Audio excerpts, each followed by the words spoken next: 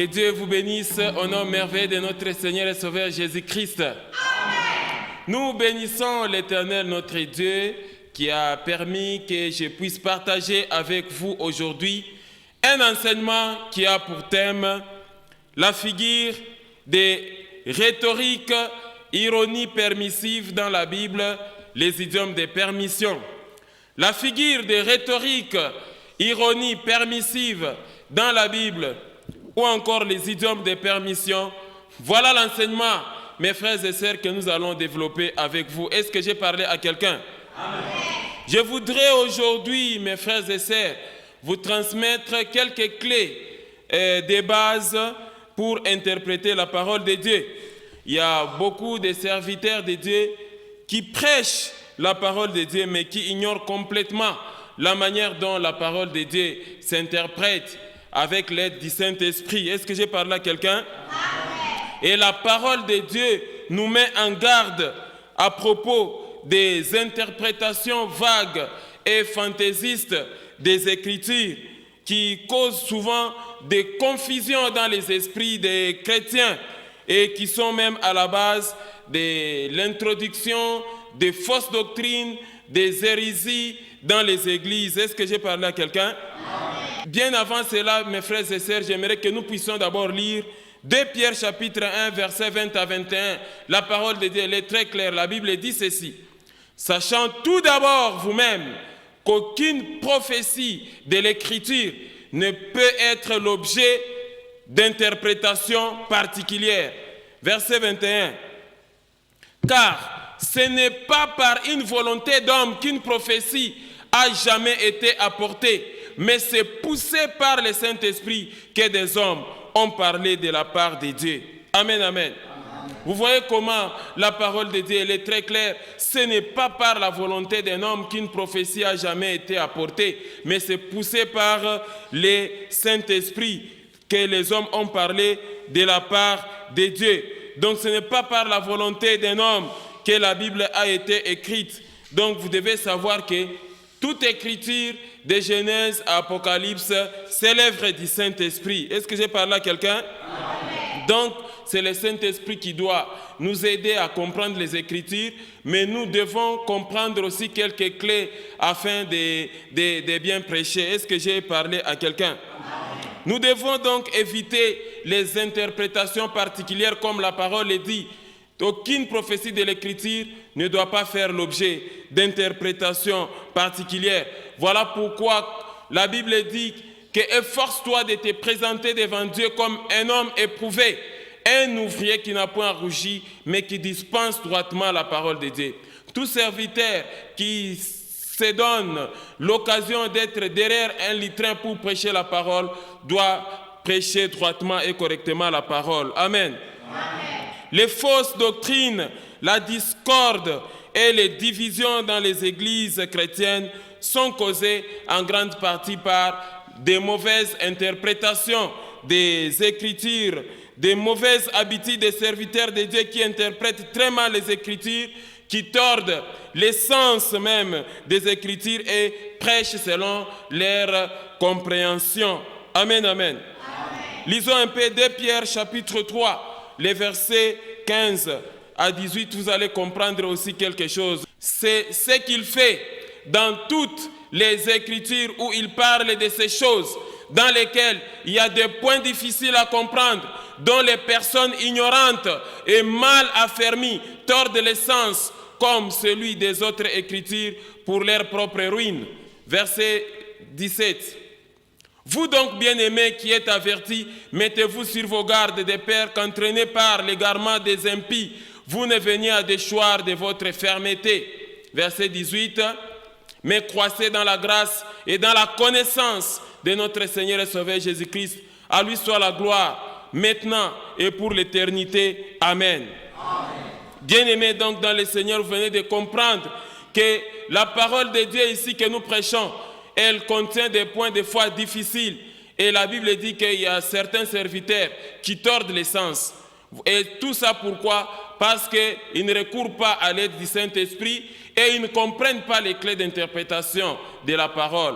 J'aimerais que cet enseignement puisse t'aider à comprendre aujourd'hui la figure ironie, permissive, indignante. Est-ce que j'ai parlé à quelqu'un? Vous devez comprendre que pour bien prêcher la parole, vous devez être connecté. Il ne faudrait pas que pour se soutenir certaines doctrines erronées, certaines fausses doctrines et des hérésies, des pratiques des foi non chrétiennes, que les faux serviteurs puissent se servir de certains passages, ils essaient de tordre le sens et ils mettent des fois des versets hors de leur contexte pour tout simplement appuyer des fois leur mauvaise conduite. Des fois un serviteur dans l'impudicité, quand vous lui posez la question pourquoi, il dit que non, c'est mon alliance avec Dieu. Est-ce qu'il existe une alliance qui favorise l'adultère et l'impudicité des serviteurs? Non. Amen. Il y a des serviteurs qui sélectionnent des fois des versets et ils donnent de fausses explications afin de justifier leur mauvaise conduite, ce qui n'est pas bon. Plusieurs tordent volontairement l'essence des Écritures saintes au profit de leurs péchés et au profit de leurs prétentions charnelles. Voilà pourquoi nous nous sommes donné aussi le devoir de vous donner les clés d'interprétation de la parole. Est-ce que j'ai parlé à quelqu'un? Donc j'ai choisi ce thème, mes bien-aimés dans le Seigneur. J'ai choisi ce thème qui est intitulé « La figure de rhétorique, ironie permissive dans la Bible, les idiomes de permission », afin tout simplement de chasser l'ignorance, parce que la Bible dit que mon peuple périt parce qu'il lui manque la connaissance. Et Dieu veut que tous les hommes soient sauvés et parviennent à la connaissance de la vérité. Et ça, c'est une des clés vraiment importantes qui va vous permettre de bien lire et bien comprendre les Écritures. Est-ce que j'ai parlé à quelqu'un? Si l'Éternel, notre Dieu, a placé dans les églises des apôtres, des prophètes, des évangélistes, c'est pour le perfectionnement du ministère, c'est pour que les chrétiens ne soient pas ballottés à tout vent des doctrines. Comment expliquer que quand vous êtes à la tête de l'église, vous devez donner des faussetés? Est-ce que j'ai parlé à quelqu'un? On peut voir ça dans le livre d'Éphésiens chapitre 4, 11 à 15. C'est pour que les chrétiens soient bien nourris de la parole. Regardez, et il a donné les uns comme apôtres, les autres comme prophètes, les autres comme évangélistes, les autres comme pasteurs et docteurs. Regardez le verset 12. Pour le perfectionnement des saints, pour le perfectionnement des fidèles chrétiens, en vue de l'œuvre du ministère et de l'édification du corps de Christ. 13. Jusqu'à ce que nous soyons tous parvenus à l'unité de la foi et de la connaissance du Fils de Dieu, à l'état d'homme fait et à la mesure de la stature parfaite de Christ. 14. Afin que nous ne soyons plus des enfants flottants et emportés à tout vent de doctrine par la tromperie des hommes, par les ruses, dans le moyen de séduction. Verset 15.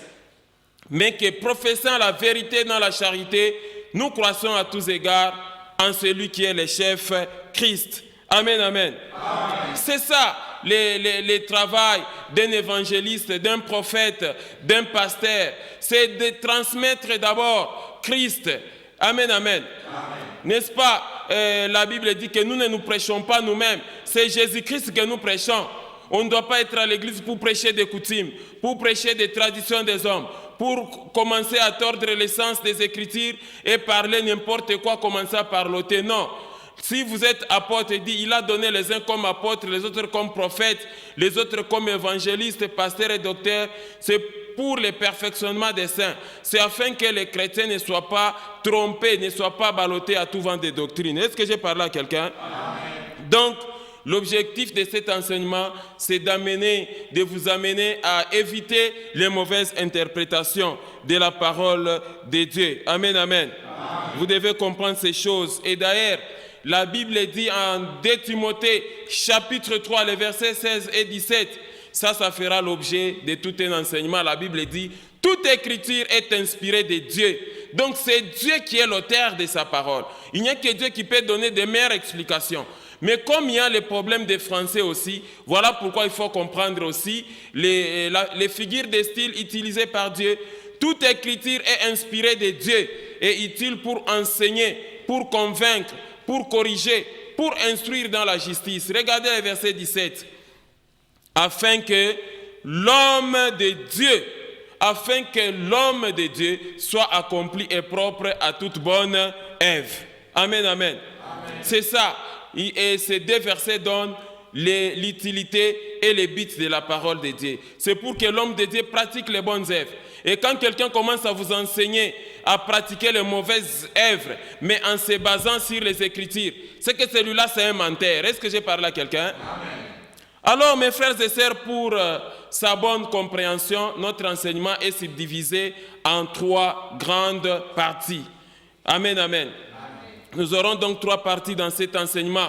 Et dans la première partie, nous allons voir les concepts rhétoriques et ironie. Deuxième partie, les illustrations de la figure de rhétorique, ironie permissive douce dans la parole de Dieu.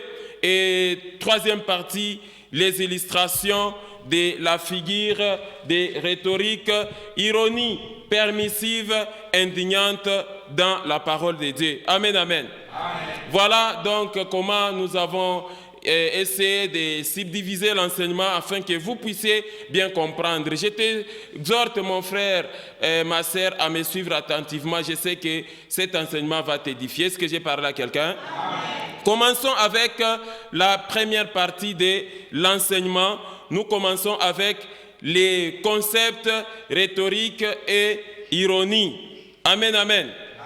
Pour la bonne compréhension de cet enseignement, j'aimerais tout d'abord vous faire comprendre l'essence de ces deux mots. Que signifie le mot ironie? Que signifie le mot rhétorique? Les deux concepts d'ailleurs clés dans notre enseignement. Amen, amen. Commençons avec notre premier concept, c'est le concept rhétorique. Quelqu'un comprend ça? Je pense que si vous êtes de la faculté des lettres ou encore vous avez fait des lettres, ça devient déjà facile de parler du mot rhétorique. Et je tiens à vous informer que les rhétoriques sont dans la parole. Amen. Il y a beaucoup de rhétorique dans la parole de Dieu. Alors, il faut que vous puissiez comprendre ce qu'on entend par la rhétorique. Alors, le mot rhétorique, comment il faut le comprendre? Le mot rhétorique est du latin rhetorica, ici du grec ancien rhétouké, lui-même dérivé de rhétor qui signifie art oratoire, orateur, art de la plaidoirie, de la littérature et des discours. Ça signifie aussi étude et art de bien parler, technique de la mise en œuvre de moyens d'expression, ensemble de procédés constituant l'art de bien dire et de persuader. Ça signifie aussi déploiement d'éloquence, de moyens oratoires pour persuader. Amen, amen. Voilà donc la signification de la rhétorique. Et vous allez voir la manière dont le Saint-Esprit a poussé les hommes à parler de sa part. Il y a des rhétoriques, c'est-à-dire des styles, des figures de style qui amènent à convaincre l'être humain à croire en Dieu. Est-ce que j'ai parlé à quelqu'un? Pour bien comprendre la doctrine de la parole de Dieu, Dieu a utilisé des figures de rhétorique. Donc, dans la Bible, il y a la rhétorique. Est-ce que j'ai parlé à quelqu'un? Et c'est comme ça que cet art de parler, on appelle que les serviteurs aussi puissent avoir ça. Dans la parole de Dieu, vous trouverez des personnes qui étaient éloquents et versés dans les Écritures, c'est-à-dire ils avaient la rhétorique. Est-ce que j'ai parlé à quelqu'un? Je vais vous donner l'exemple d'Apollos et l'exemple de Jésus. Et vous allez voir que c'était vraiment... Jésus avait de la rhétorique. Apollos avait aussi de la rhétorique. Voyons un peu Actes chapitre 18, les versets 24 à 25. Regardez. Un juif nommé Apollos, originaire d'Alexandrie, homme éloquent et versé dans les Écritures, vient à Éphèse. C'est-à-dire, il avait la rhétorique, Apollos. C'est ça, homme éloquent et versé dans les Écritures, vient à Éphèse. Verset 25. Il était instruit dans la voie du Seigneur et fervent d'esprit. La Bible dit, il annonçait et enseignait avec exactitude ce qui concerne Jésus, bien qu'il ne connût que le baptême des gens. Amen. Ça, c'est l'exemple donc d'Apollos. C'est comme ça, tout serviteur de Dieu, il doit s'efforcer d'avoir la rhétorique. La rhétorique ici, ce n'est pas seulement parler français, même en swahili. un serviteur de Dieu doit bien parler quand il est devant les fidèles chrétiens pour prêcher la parole. Est-ce que j'ai parlé à quelqu'un? J'aimerais vous donner le deuxième exemple, c'est quand le Seigneur Jésus-Christ devrait être arrêté, mais ce n'était pas le moment. Il prêchait la parole, et quand il prêchait la parole, et il touchait les âmes de ceux-là qui l'écoutaient. Et comme les scribes et les pharisiens étaient mécontents et jaloux, ils ont envoyé des huissiers pour l'arrêter. Et quand les huissiers arrivent là, ils n'ont pas su l'arrêter tellement que Jésus était dans la rhétorique de la parole de Dieu. Il parlait bien et il persuadait les autres. Et quand les huissiers rentrent, on les pose des questions, mais vous n'avez pas arrêté Jésus, pourquoi? Ils ont dit qu'on n'a jamais vu quelqu'un qui parle bien comme lui. Amen, amen. Donc ça veut dire que Jésus avait la rhétorique. Quelqu'un comprend ça? Lisons Jean chapitre 7, les versets 30 à 32, 45 à 46, vous allez voir. Regardez, il cherchait donc à se saisir de lui, et personne ne mit la main sur lui, parce que son heure n'était pas encore venue. Verset 31. Plusieurs parmi la foule crurent en lui, et il disait, le Christ, quand il viendra, fera-t-il plus de miracles que n'en a fait celui-ci? Ça, c'est l'incrédulité. Jean-Baptiste vous a présenté Jésus, que voilà l'agneau de Dieu qui ôte les péchés du monde. Mais vous continuez encore à attendre Christ, pourquoi? Quelqu'un comprend ça? Amen. Continuons la lecture. Regardez ce que dit le verset 32. Les pharisiens entendirent la foule murmurant de lui ces choses. Alors les principaux sacrificateurs et les pharisiens envoyèrent des huissiers pour les saisir. Verset 45. Ainsi les huissiers retournèrent vers les principaux sacrificateurs et les pharisiens. Et ceux-ci leur dirent, pourquoi ne l'avez-vous pas amené? Regardez le verset 46. Les huissiers répondirent, jamais homme n'a parlé comme cet homme. Amen.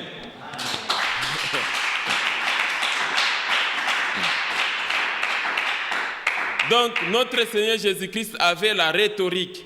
Quelqu'un comprend ça? Amen. Ça les a étonnés. Jamais on n'a vu quelqu'un parler comme lui.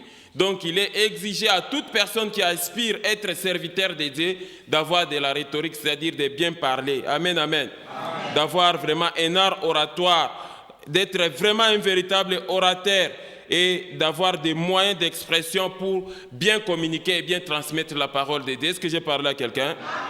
Lisons aussi Luc chapitre 21, le verset 14, vous allez comprendre quelque chose là-bas. La Bible dit ceci, en Luc 21, versets 14 et 15. Mettez-vous donc dans l'esprit de ne pas préméditer votre défense. Là, c'est Jésus qui parlait à propos des chrétiens. Verset 15. Car je vous donnerai une bouche et une sagesse à laquelle tous vos adversaires ne pourront résister ou contredire. Est-ce que j'ai parlé à quelqu'un?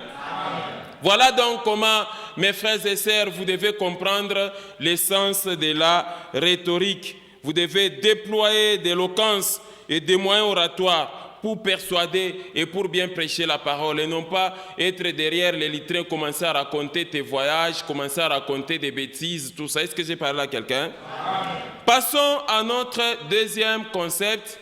Notre deuxième concept, c'est la figure des rhétoriques, ironie. C'est que ça signifie l'ironie.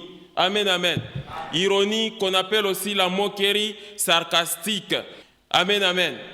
Alors ici, quand on parle de l'ironie, mes frères et sœurs, vous trouverez des ironies dans la parole de Dieu. Dieu, le Saint-Esprit, a aussi utilisé des ironies dans la parole de Dieu. Et c'est ce que nous cherchons à vous faire comprendre dans cet enseignement.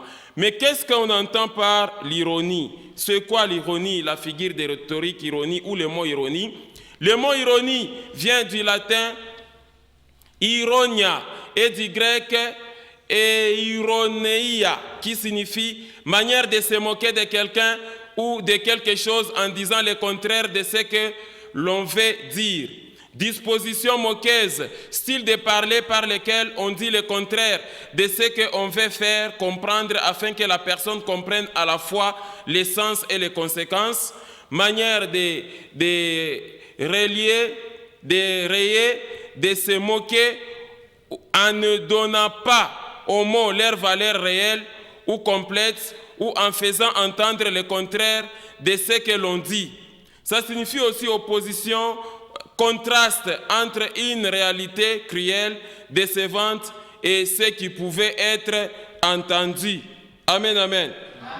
Voilà la signification de l'ironie. Ça s'appelle aussi les sarcasmes, c'est-à-dire il n'y a jamais eu personne qui voudrait qu'on puisse se moquer de lui. Mais ça, il s'agit d'une moquerie, mais dans le sens de faire comprendre à quelqu'un les sens et les conséquences. C'est ça l'ironie. Alors la figure de style, ironie permissive, ou la figure de style, ironie permissive dans la parole de Dieu, cette rhétorique, elle existe effectivement dans plusieurs versets. Et chaque fois quand vous lisez un verset qui constitue une ironie, il faut bien interpréter ce que j'ai parlé à quelqu'un.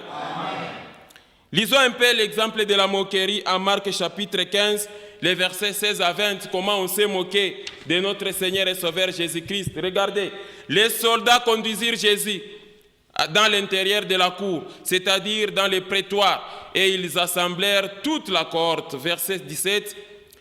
Ils le revêtirent de pourpre et posèrent sur sa tête une couronne d'épines qu'ils avaient tressée. 18.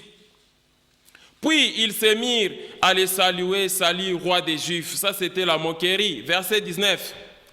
Et ils lui frappaient la tête avec un roseau, crachaient sur lui et fléchissant les genoux, ils se prosternaient devant lui. Là, c'était la moquerie. Regardez le verset 20. La Bible dit, après s'être ainsi moqué de lui, ils lui ôtèrent la pourpre, lui remirent ses vêtements et l'amenèrent pour les crucifier. Amen, amen. Ça, c'était une moquerie pure et simple. Comment vous pouvez déshabiller quelqu'un, commencer à le taper et puis commencer à dire que voilà les rois, tout ça, ainsi de suite. Amen, amen. Vous voyez comment ils se sont moqués de lui. Est-ce qu'un roi, on peut cracher sur son visage? Mais laisse-moi vous dire que ce qu'il faisait là, et penser que c'était la moquerie, mais effectivement, Jésus-Christ, c'est bien lui, le roi des rois et le Seigneur des seigneurs.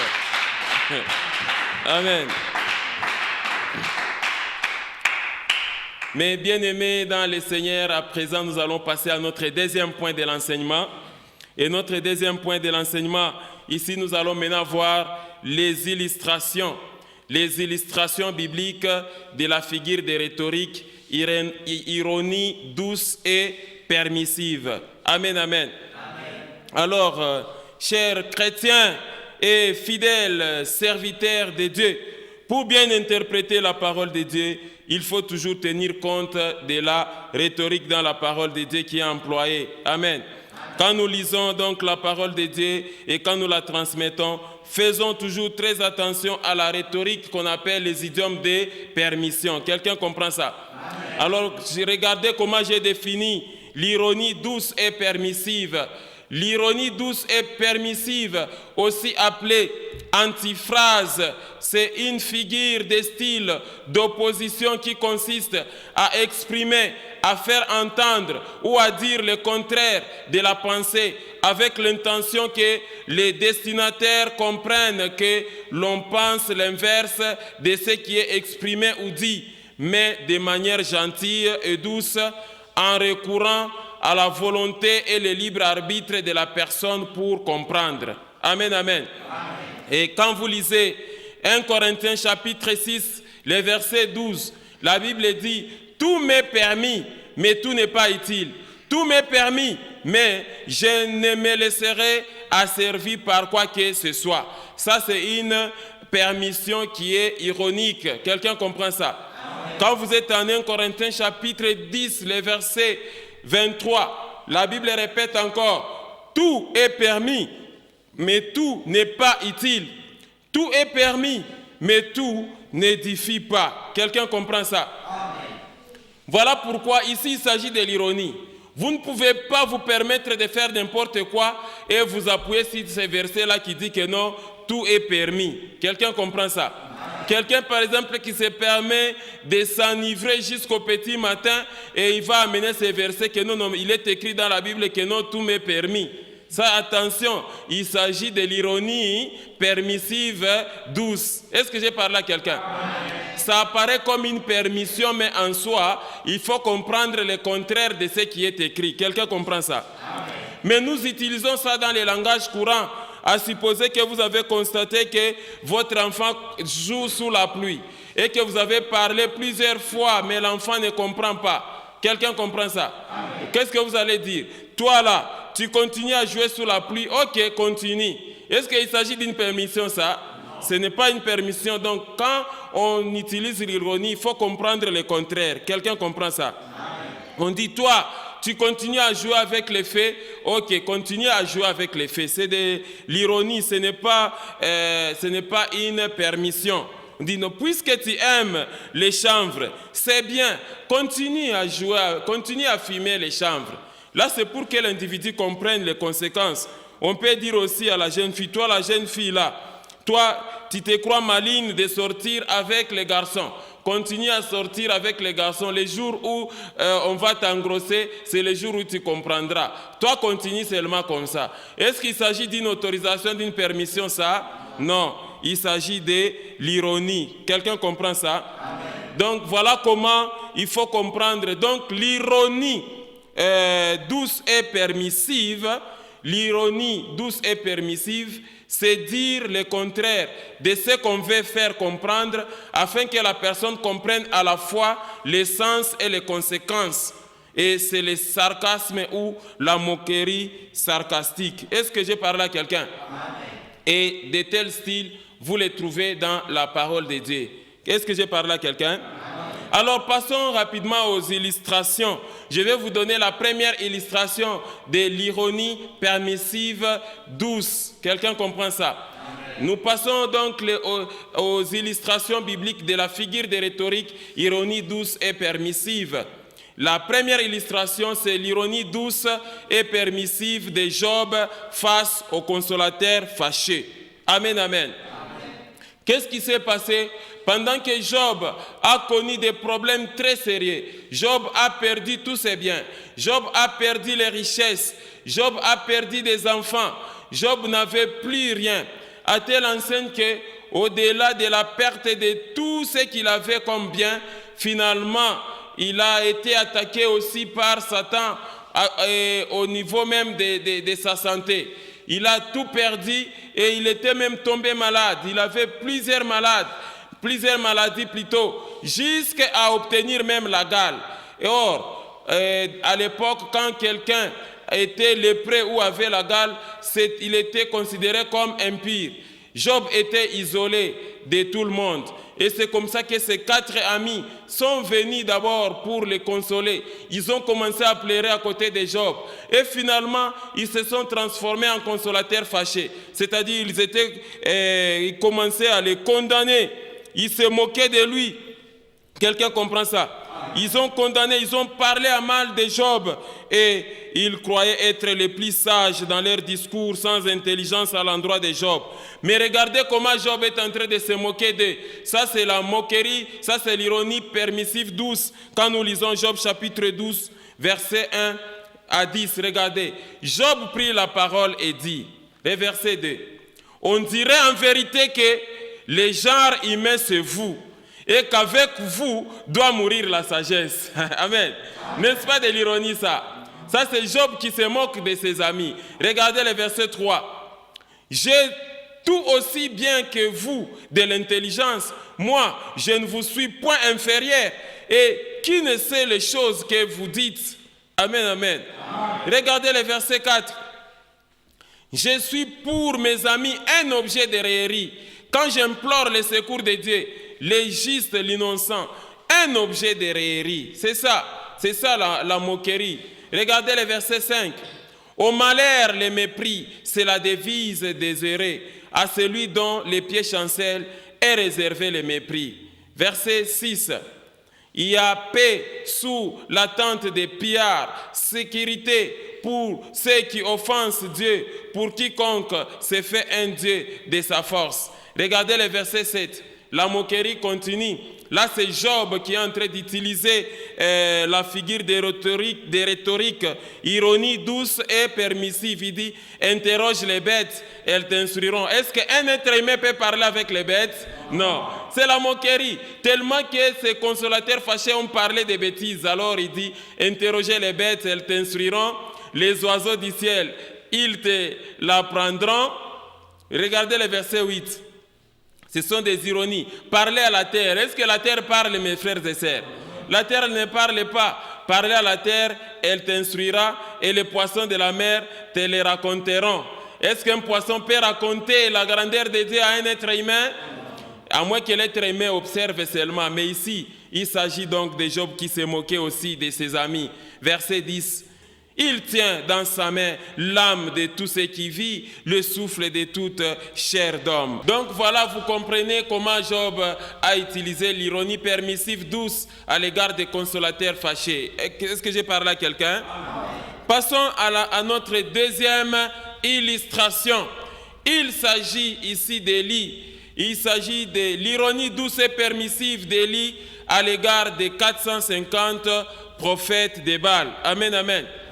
À un certain moment, Élie a adressé une prière à l'Éternel que Seigneur, ils ont tué tous tes prophètes. Je suis resté seul et ils cherchent aussi à m'ôter la vie. Et le Seigneur lui a dit, voici, je me suis réservé 7000 hommes qui n'ont point fléchi les genoux devant Baal. Amen. C'est ainsi que Élie va reprocher les peuples d'Israël et leur dit, pourquoi vous clochez des deux côtés? Et c'est comme ça que ce jour-là, les 450 prophètes de Baal ont construit un hôtel. Élie aussi a construit un hôtel. Mais ici, ce qui nous importe, c'est l'ironie, comment Élie se moque des 450 prophètes de Baal parce que leur Dieu n'avait pas agi. Est-ce que j'ai parlé à quelqu'un? Lisons 1 Roi chapitre 18, les versets 21 à 39, ça donne déjà tous les contextes. Regardez. Alors Élie s'approcha de tous les peuples et dit, jusqu'à quand clocherez-vous des deux côtés? Si l'Éternel est Dieu, allez après lui. Et si l'Éternel est Dieu, allez après lui. Et si Baal, allez après lui. Les peuples ne lui répondirent rien. Verset 22. Et Élie dit au peuple, je suis resté seul de prophètes de l'Éternel, et il y a 450 prophètes de Baal. Verset 23. Que l'on nous donne des taureaux, qu'ils choisissent pour eux l'un des taureaux, qu'ils les coupent par morceaux et qu'ils les placent sur le bois sans y mettre le feu. Et moi, je préparerai l'autre taureau et je le placerai sur le bois sans y mettre le feu. Verset 24. Puis invoquez le nom de votre Dieu et moi, j'invoquerai le nom de l'Éternel. Le Dieu qui répondra par les faits, c'est celui-là qui sera Dieu. Et tous les peuples répondirent en disant, c'est bien. Verset 25. Élie dit aux prophètes de Baal, choisissez pour vous l'un des taureaux, préparez-les les premiers, car vous êtes les plus nombreux, et invoquez le nom de votre Dieu, mais ne mettez pas le feu. Verset 26. Ils prirent les taureaux qu'on leur donna et les préparèrent, et ils invoquèrent le nom de Baal depuis le matin jusqu'à midi en disant, Baal réponds-nous. Mais il n'y ni voix ni réponse, et ils sautaient devant l'autel qu'ils avaient fait. 27. Maintenant là, le verset 27, c'est la moquerie d'Élie à l'égard des 450 prophètes. Regardez, à midi, Élie se moqua d'eux et dit, criez à haute voix.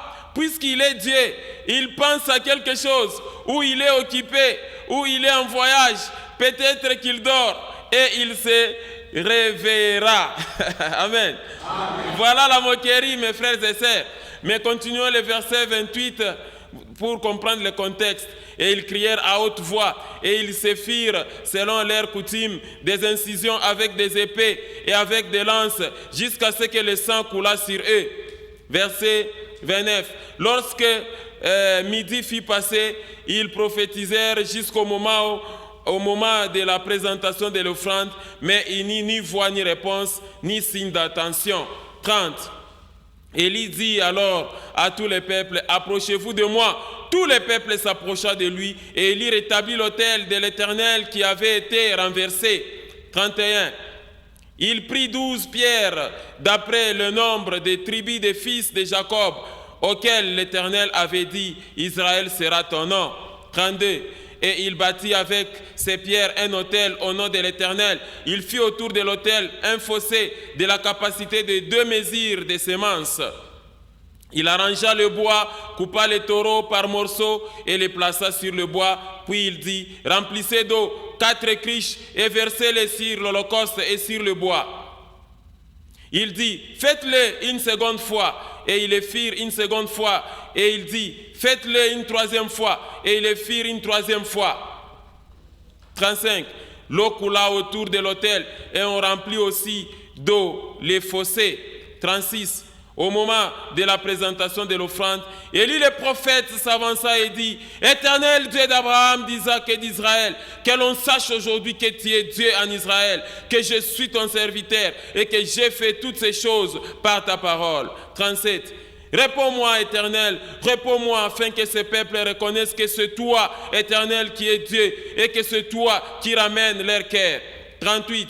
Et le feu de l'Éternel tomba et il consuma l'holocauste et le bois, les pierres et la terre. Et il observa l'eau qui était dans les fossés. Amen. Amen. Notre Dieu est puissant. Regardez le verset suivant. La Bible dit ceci au verset suivant. Quand tout le peuple vit cela, ils tombèrent sur leur visage et dirent, c'est l'Éternel qui est Dieu. Et c'est l'Éternel qui est Dieu. C'est l'Éternel qui est Dieu. Amen, amen. Vous voyez comment Élie s'est moqué de ça, c'est la moquerie douce et permissive. Est-ce que j'ai parlé à quelqu'un? Troisième illustration. La troisième illustration, c'est l'ironie. L'ironie douce et permissive de Paul à l'égard des Corinthiens orgueilleux et hautains. Amen, amen. À Corinthe, il y avait des chrétiens orgueilleux, des fidèles chrétiens, des orgueilleux qui avaient de la vantardise, qui étaient vraiment des véritables orgueilleux. Quelqu'un comprend ça? Amen. Et ce groupe de Corinthiens méprisaient Paul. Ils étaient remplis de la sémence d'orgueil et de la présomption. Et ils étaient des vantards. Alors dans leur orgueil, Paul essaie un peu d'utiliser un langage ironique à leur égard que nous pouvons voir dans le livre de 1 Corinthiens chapitre 4, les versets 7 à 14. Car qui est-ce qui te distingue? Qu'as-tu que tu n'aies réussi? Et si tu l'as réussi, pourquoi te glorifies-tu comme si tu ne l'avais pas réussi? Verset 8. Regardez l'ironie. Déjà vous êtes rassasiés, déjà vous êtes riches sans nous. Vous avez commencé à régner et puissiez-vous régner en effet, afin que nous aussi, nous régnions avec vous. Ça c'est l'ironie. Car Dieu, ce me semble, a fait de nous apôtres des derniers hommes, des condamnés à mort en quelque sorte, puisque nous avons été un spectacle au monde, aux anges et aux hommes. Verset 10. Nous sommes fous à cause de Christ. Ça c'est l'ironie permissive douce. Mais vous, vous êtes sages en Christ alors qu'ils étaient des orgueilleux. Amen. Nous sommes faibles, mais vous, vous êtes forts. Vous êtes honorés et nous sommes méprisés. Verset 11. Jusqu'à cette heure, nous souffrons la faim, la soif, la nudité. Nous sommes maltraités, errants ça et là. Verset 12. Nous nous fatiguons à travailler de nos propres mains. Injuriés, nous bénissons. Persécutés, nous supportons. Verset 13. Calomniés, nous parlons avec bonté. Nous sommes devenus comme des balaïrs du monde, les rébis de tous jusqu'à maintenant. Ce n'est pas pour vous faire honte que j'écris ces choses, mais je vous avertis comme mes enfants bien-aimés. Amen, amen. Amen. Donc vous comprenez que l'ironie douce et permissive, c'est tout simplement un avertissement. Est-ce que j'ai parlé à quelqu'un? Voyons une autre ironie. Cette fois-ci, c'est Jésus-Christ. L'ironie douce et permissive de Jésus avec ses disciples dans le jardin de Gethsemane. Qu'est-ce qui s'est passé, mes frères et sœurs? C'est que dans le récit du jardin de Gethsemane et dans le livre de Marc, Jésus a utilisé une parole ironique à l'égard des disciples qui étaient vaincus par le sommeil, en réaction de leur sommeil, tout simplement parce qu'ils n'ont pas veillé avec lui. Et voilà ce que Jésus dit en Marc chapitre 14. Regardez le verset 33 jusqu'à 42, vous allez comprendre quelque chose. Les ironies existent dans la parole. Jésus prit avec lui Pierre, Jacques et Jean et il commença à éprouver de la frayeur et des angoisses. Verset 34. Il leur dit, mon âme est triste jusqu'à la mort. Restez ici et veillez. L'instruction est claire, n'est-ce pas mes frères? Restez ici et veillez. Regardez le verset 35. Puis ayant fait quelques pas en avant, il se jeta contre terre et pria que s'il était possible, cette terre s'éloignât de lui. Verset 36. Il disait, Abba Père, toutes choses te sont possibles. Éloigne de moi cette coupe. Toutefois, non pas ce que je veux, mais ce que tu veux. Verset 37. Et il vint vers les disciples qu'il trouva endormis. Et il dit à Pierre, Simon, tu dors, tu n'as pu veiller 1 heure. Imaginez-vous, toi Simon Pierre là, quand il s'agit de pêcher toute la nuit sur la rivière, tu n'as jamais dormi. Mais quand il faut prier, te voilà là en train de dormir. Ce n'est pas sérieux. Amen. Amen. Regardez le verset 38. Là, c'est la deuxième instruction. Veillez, priez, afin que vous ne tombez pas en tentation. L'esprit est bien disposé, mais la chair est faible. Là, Jésus reprend, veillez et priez. Donc, il ne devait pas dormir. Regardez le verset 39. Il s'éloigna de nouveau et fit la même prière. Verset 40.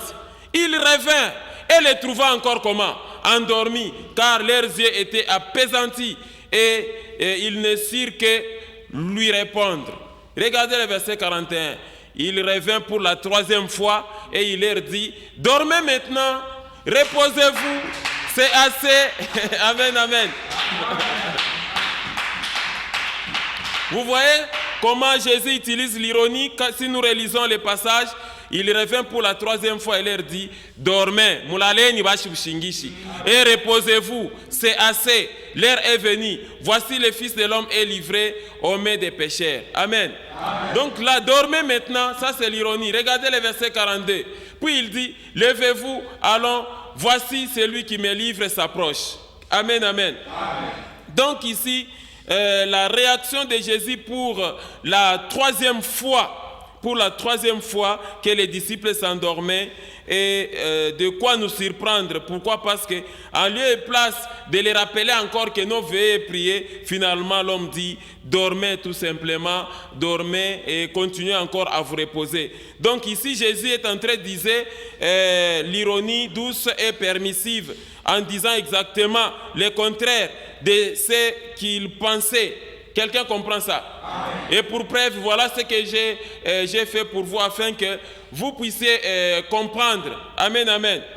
C'est que d'abord Jésus avait déjà par 2 fois invité les disciples à veiller et prier. Mais les disciples ont été dominés par le sommeil. Ensuite, il dit aux disciples, continuez de dormir et reposez-vous. Et puis enfin il dit, levez-vous et allons. Amen. Ça c'est l'ironie.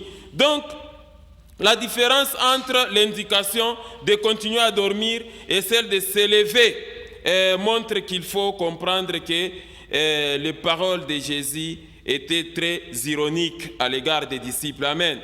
C'était l'ironie douce et permissive. Est-ce que j'ai parlé à quelqu'un?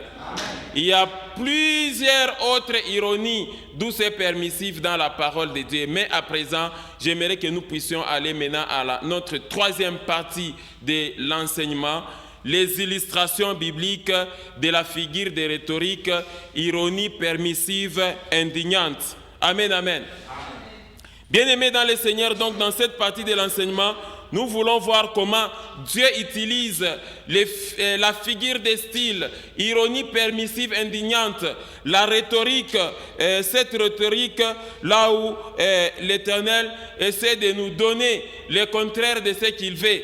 La Bible dit, je vous rappelle, aucune prophétie de l'Écriture ne peut jamais faire l'objet d'interprétation particulière. Amen. Alors, puisque nous avons défini l'ironie douce et permissive, mais ici l'ironie permissive et indignante, j'aimerais que vous donniez la définition parce qu'elle s'accompagne de la colère. C'est quoi l'ironie permissive et indignante? L'ironie permissive et indignante, c'est une figure de rhétorique ou figure de style qui consiste à une interdiction formelle et rigoureuse à une personne de poser les actes, mais formulée de façon contraire, sous la forme d'une autorisation ou une permission, tout en explicitant à la personne les conséquences néfastes et fâcheuses de ses actes. Amen, amen. C'est ce que vous allez comprendre. Quand l'Éternel t'interdit tellement les choses, mais toi tu continues à les faire, il utilise l'ironie indignante. Ça ne signifie pas permission. Est-ce que j'ai parlé à quelqu'un? Là, il faut comprendre le contraire de ce que l'Éternel dit. Regardez la première illustration.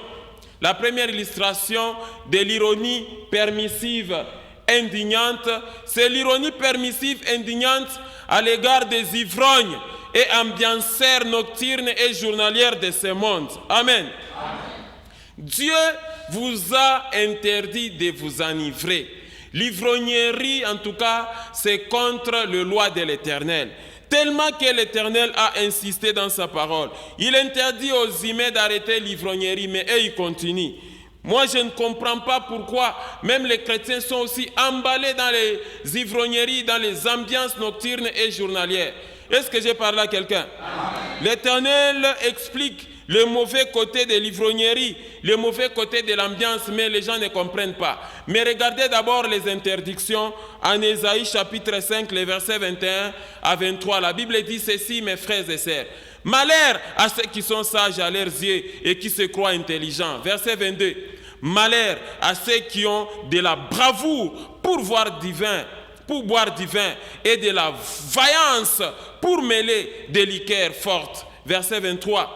Qui justifie les coupables pour un présent et enlève aux innocents leurs droits. Amen, amen. Amen. Donc ici, Dieu est en train d'interdire ceux-là qui veillent. Quand on t'appelle à des veillées de prière, non, toi c'est le sommeil. Mais quand on t'appelle dans une boîte pour veiller, là tu as de la veillance. Ce n'est pas sérieux. Amen. Donc, dans les buts de boissons, là, à ce moment-là, vous prenez des boissons enivrantes jusqu'au petit matin, jusqu'à fatiguer, sans dormir. Regardez aussi Ésaïe chapitre 5, verset 11. La Bible dit ceci. Malheur à ceux qui, de bon matin, courent après les boissons enivrantes et qui, bien avant, dans la nuit, sont échauffés par le vin. Amen, amen. Là, ce sont les ambianceurs. Il a passé toute la nuit dans la boîte en train de boire. Mais en même temps, le matin, déjà encore, il court derrière les vins. L'Éternel dit, malheur à vous. N'est-ce pas, c'est de l'interdiction. Il y a même une autre interdiction en Éphésiens chapitre 5, verset 18. La Bible, elle est très claire. Ne vous enivrez pas quoi?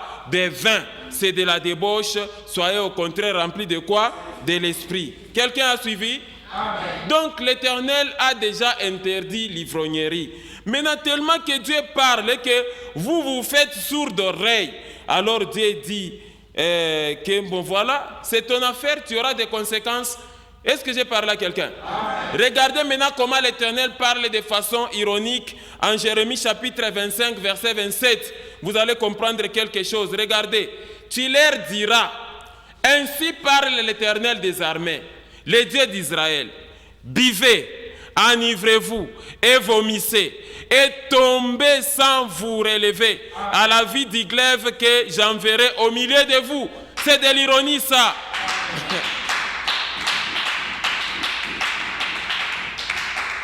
Est-ce que j'ai parlé à quelqu'un?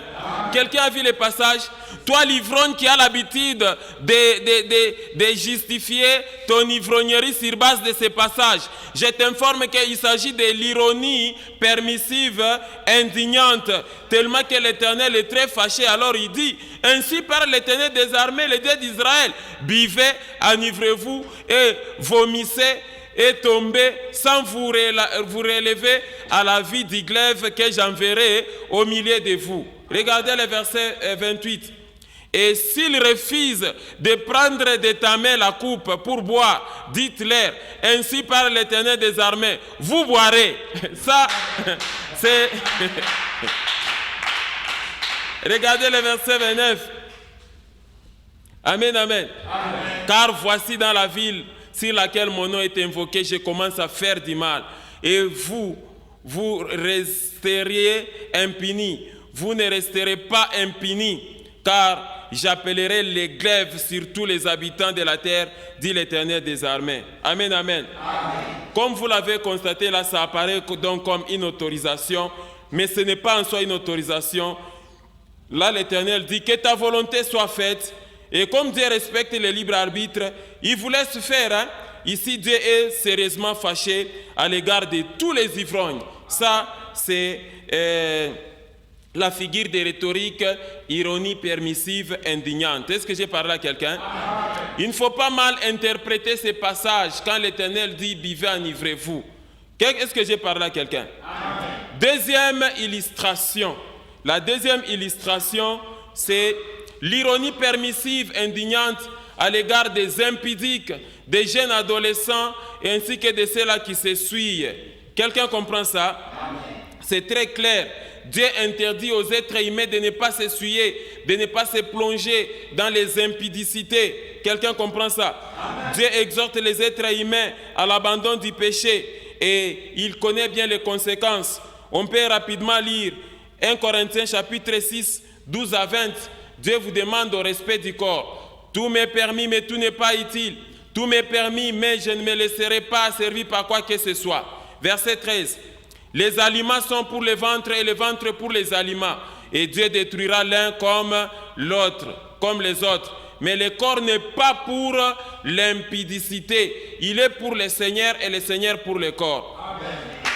Verset 14. Et Dieu qui a ressuscité le Seigneur nous ressuscitera aussi par sa puissance. Verset 15. Ne savez-vous pas que vos corps sont des membres de Christ? Prendrai-je donc les membres de Christ pour en faire les membres d'une prostituée? Loin de là. Verset 16. Ne savez-vous pas que celui qui s'attache à la prostituée est un seul corps avec elle? Car est-il dit, les deux deviendront une seule chair. Verset 17. Mais celui qui s'attache au Seigneur est avec lui un seul esprit. Verset 18. Fuyez quoi? L'impudicité, quelque autre péché qu'un homme commette, ce péché est hors du corps. Mais celui qui se livre à l'impudicité pêche contre son propre corps. Verset 19. Ne savez-vous pas que votre corps est le temple du Saint-Esprit qui est en vous et que vous avez reçu de Dieu et que vous ne vous appartenez point à vous-même? Verset 20. Car vous avez été racheté à un grand prix. Glorifiez donc Dieu dans votre corps et dans votre esprit qui appartient à qui? À Dieu. Amen, amen. Bien-aimés dans le Seigneur, comme vous le constatez, les instructions de l'Éternel, notre Dieu, sont très claires à propos de la bonne gestion du corps. Et Dieu nous appelle à pratiquer les commandements. Mais tellement que Dieu a parlé aux humains, les humains ne veulent pas toujours comprendre. Et que aujourd'hui, c'est la crise d'adolescence qui frappe même des personnes très âgées. Crise d'adolescence et les gens terminent leur vigueur de la jeunesse dans les ambiances et ils sont emballés dans les ambiances nocturnes et journalières. Ils utilisent la force de leur corps pour commettre des péchés et cela, ça indigne Dieu. Et quand Dieu est fâché, mais regardez comment il dit maintenant avec l'ironie permissive, indignante, en Ecclésiaste chapitre 12, versets 1 à 4. Il faut bien interpréter. Regardez. Jeune homme, réjouis-toi dans la jeunesse. Livre ton cœur à la joie pendant les jours de ta jeunesse. Marche dans les voies de ton cœur et selon les regards de tes yeux. Mais sache que pour tout cela, Dieu t'appellera en jugement. C'est l'ironie permissive indignante. Amen, amen. Oui. Là, l'Éternel est très fâché. Ce n'est pas une autorisation. Il ne t'autorise pas parce qu'il dit que tu viendras en jugement. Regardez le verset 2. Le verset d'ailleurs contredit le verset 1. Il dit « Bannis de ton cœur les chagrins et éloigne le mal de ton corps. Car la jeunesse et l'adolescence, l'aurore c'est l'adolescence, sont des vanités. » Verset 3. « Mais souviens-toi de ton Créateur pendant les jours de ta jeunesse, avant que les jours mauvais n'arrivent et que les années s'approchent où tu diras « Je n'y prends point de plaisir. » Verset 4. Avant que s'obscurcissent le soleil et la lumière, la lune et les étoiles, et que les nuages reviennent après la pluie. Il s'agit donc avant ta mort. Est-ce que j'ai parlé à quelqu'un? Donc vous comprenez ici, ça apparaît comme une contradiction. Au verset 1, jeune homme, réjouis-toi. Mais au verset 2, attention. Est-ce que j'ai parlé à quelqu'un? Donc toi, les jeunes hommes là, il ne faut pas dire que non. Voilà, c'est Dieu qui dit, jeune homme, réjouis-toi dans ta jeunesse, marche selon les regards de tes yeux. Il s'agit de l'ironie permissive, indignante. Il faut comprendre le contraire de ce que l'Éternel a dit. Est-ce que j'ai parlé à quelqu'un? Ce n'est pas une autorisation, mes frères et sœurs. Ce n'est pas une autorisation, jeune homme. Là, Dieu dit, fais alors ta volonté, comme tu ne veux pas écouter. Et les conséquences vont te corriger. Est-ce que j'ai parlé à quelqu'un? Au jour du jugement, toi seul, tu seras responsable entre Dieu et ton âme. Amen, amen. Donc, regardez aussi cette interdiction. Quand nous sommes en Jacques chapitre 1, le verset 21. Regardez ce que dit la Bible. C'est pourquoi, rejetant toute souillure et tout excès de malice, recevez avec douceur la parole qui a été plantée en vous et qui peut sauver vos âmes. Amen, amen. Donc, comme vous le constatez ici, Dieu interdit à tous les êtres humains de ne pas s'essuyer. Quelqu'un a compris ça? Donc ne vous souillez pas avec les gens de ce monde. Rejetez toutes sortes de souillures. Ça, c'est l'interdiction de l'Éternel. Mais tellement que l'Éternel a trop parlé, mais que vous ne voulez pas comprendre. Il utilise l'ironie permissive, indignante en Apocalypse chapitre 22. Regardez les versets 10 à 11, vous allez voir. Ça apparaît comme une autorisation. Et il me dit, ne scelle point les paroles de la prophétie de ces livres, car le temps est proche. Verset 11. Que celui qui est injuste soit encore injuste. Que celui qui est souillé s'essuie encore. Est-ce que c'est l'autorisation ça? Non. Ça c'est l'ironie permissive indignante.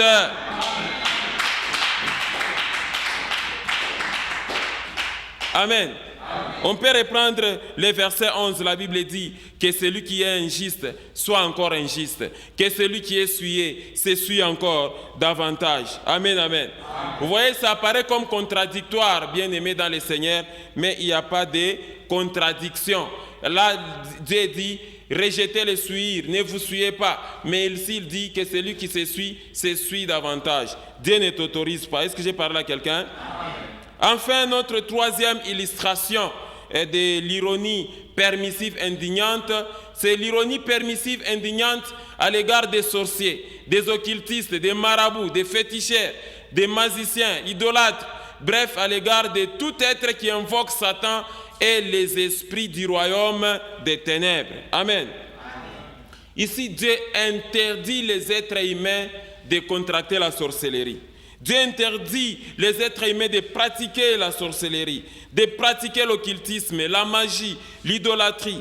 Dieu interdit les êtres humains d'invoquer les esprits, les démons, et d'invoquer même les morts. Il dit ne touchez pas aux fétiches. Dieu interdit à tous les êtres humains de pratiquer toutes ces choses. Mais les êtres humains ne comprennent pas. Même les serviteurs de Dieu, des fois, sont emballés à aller toucher aux fétiches pour impressionner les chrétiens par des miracles et tout ça, ainsi de suite.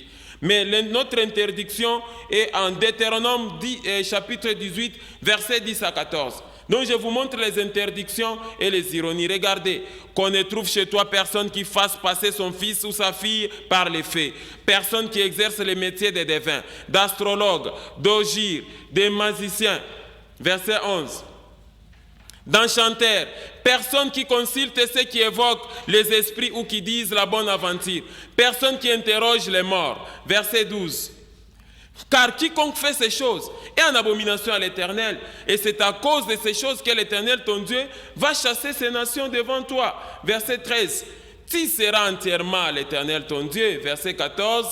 Car ces nations que tu chasseras écoutent les astrologues et les devins. Mais à toi, l'Éternel, ton Dieu, ne les permet pas. Amen.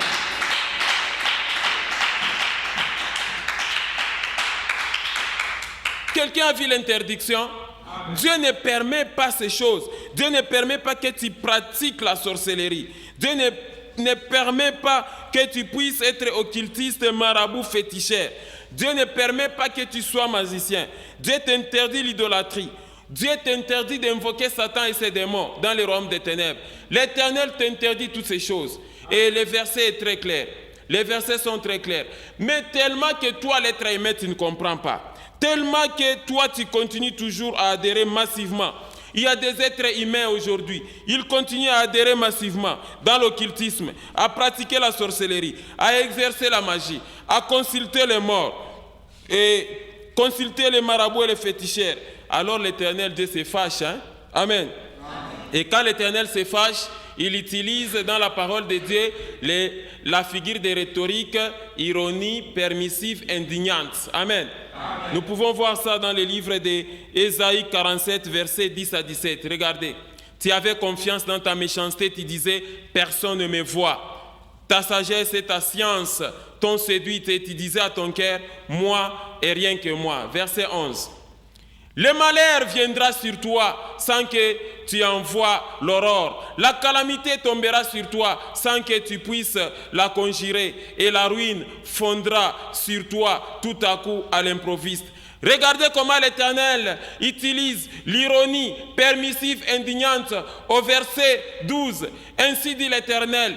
Reste donc au milieu de tes enchantements et de la multitude de tes sortilèges auxquels tu as consacré ton travail dès ta jeunesse. Amen. Et il dit, peut-être pourras-tu en tirer profit, peut-être deviendras-tu redoutable. Quelqu'un voit ce passage, il ne s'agit pas de l'autorisation ici. L'Éternel te dit, restez toujours dans tes fétiches, dans tes occultismes, restez toujours dans tes sortilèges et tes enchantements, continuez à invoquer les morts, tout ça, c'est de l'ironie, ce n'est pas une autorisation. Amen. Amen. Et le verset 13 montre les conséquences, il dit, tu t'es fatigué à force de consulter. Ça c'est l'ironie aussi. Qu'il s'élève donc, là c'est le jour où tu mourras là. L'Éternel dit, bon, toi tu as consacré toute ta jeunesse à ces choses. Qu'il s'élève donc et qu'il te sauve, hein, ceux qui connaissent les ciels, hein, qui observent les astres, qui annoncent d'après les nouvelles lignes ce qui doit arriver. Verset 14. Voici, ils sont comme de la paille. Le feu les consume. Ils ne sauveront pas leur vie des flammes. Ce ne sera pas du charbon dont on s'échauffe, ni un feu auprès duquel on s'assit. Verset 15. Tel sera le sort de ceux que tu t'es fatigué à consulter et ceux avec qui tu as trafiqué de ta jeunesse se disperseront chacun de son côté. Il n'y aura personne qui vienne à ton secours. Amen, amen. Amen. Quelqu'un a vu comment l'Éternel, notre Dieu, est très fâché. Est-ce que j'ai parlé à quelqu'un?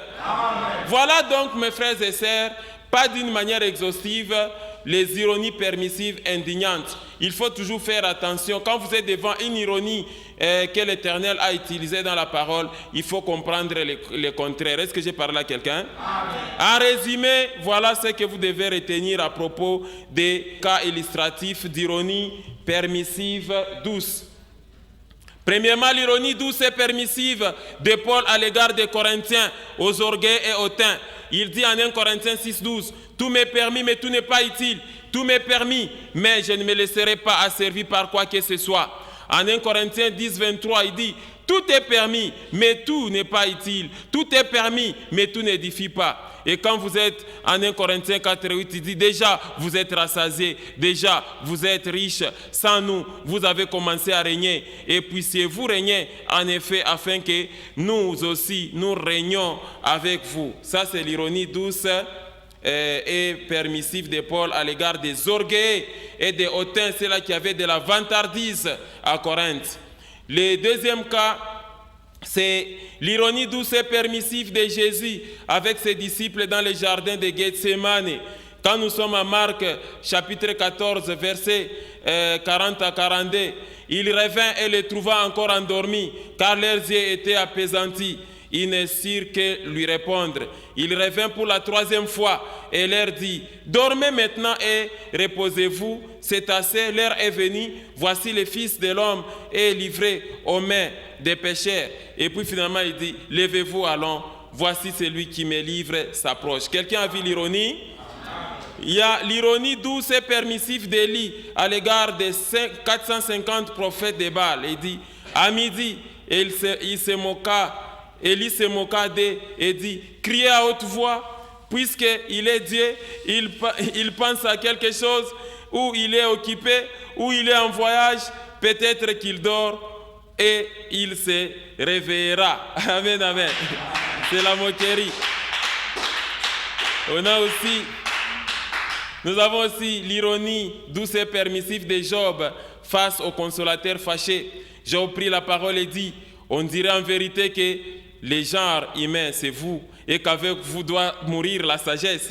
J'ai tout aussi bien que vous de l'intelligence. Moi, je ne vous suis point inférieur. Et qui ne sait les choses que vous dites? Je suis pour mes amis un objet de raillerie. Quand j'implore les secours de Dieu, les justes, l'innocent, un objet de raillerie. Au malheur, le mépris, c'est la devise des désirés. à celui dont les pieds chancellent et réservé les mépris. Amen, amen. Amen. Voilà par rapport à l'enseignement, ce qu'il faut retenir des ironies permissives douces. Pour les cas illustratifs d'ironie permissive indignante, ici nous vous présentons les interdictions, les permissions ironiques et ensuite les conséquences. Ici c'est à l'égard donc des ivrognes et des ambianceurs. Ésaïe 5 verset 11, les interdictions. Malheur à ceux qui de bon matin courent après les boissons enivrantes et qui bien avant dans la nuit sont échauffés par les vins. Ésaïe 5 21, malheur à ceux qui sont sages à leurs yeux et qui se croient plus intelligents. Amen, amen.